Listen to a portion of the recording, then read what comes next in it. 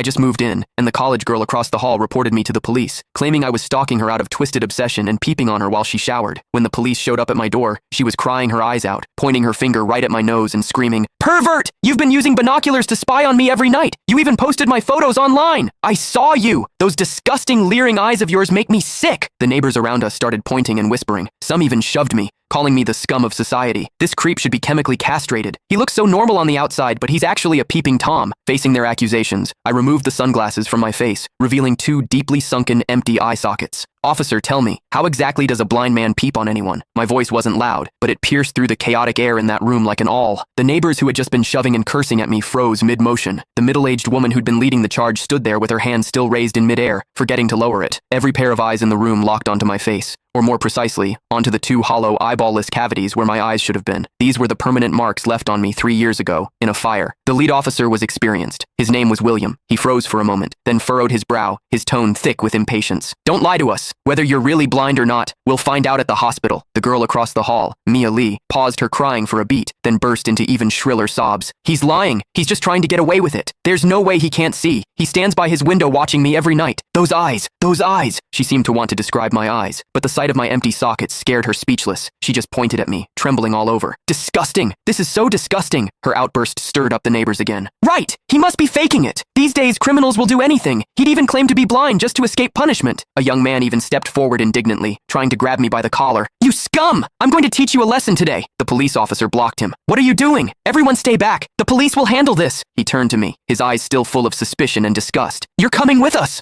I didn't resist. I calmly held out both hands. Cold metal touched my wrists. Two younger officers flanked me on either side and led me toward the elevator. Behind me, Mia's crying mixed with the neighbors' curses into a chaotic din. "Scum of society! Get out of our community! Hope you rot in prison!" I could see the righteous expressions on their faces. I could also hear the pleasure in their voices as they trampled me into the mud. I stepped into the elevator. The metal doors slowly closed, cutting off the noise from outside. One of the younger officers, probably new to the job, couldn't help but ask me quietly, Are you really blind?" I tugged at the corner of my mouth but didn't answer. The other officer patted his shoulder, signaling him to keep quiet. But I knew that in their minds, the scales had already tipped completely in favor of that tearful young girl. After all, it was a young, pretty, pitiful college student on one side, and on the other, a suspicious man living alone, wearing sunglasses. In their eyes, it was crystal clear who was the victim and who was the perpetrator. What they didn't know was this: sometimes, what the eyes see is the biggest lie of all. And I, a blind man, had seen something that none of them had. For instance, when Mia accused me, her heartbeat was steady, without a single ripple of genuine emotion. The interrogation room at the police station was harshly lit by fluorescent lights, and the air smelled faintly of mildew. I sat on a cold metal chair. Across from me were William and a female officer taking notes. Click the link in my bio to get the full story for free.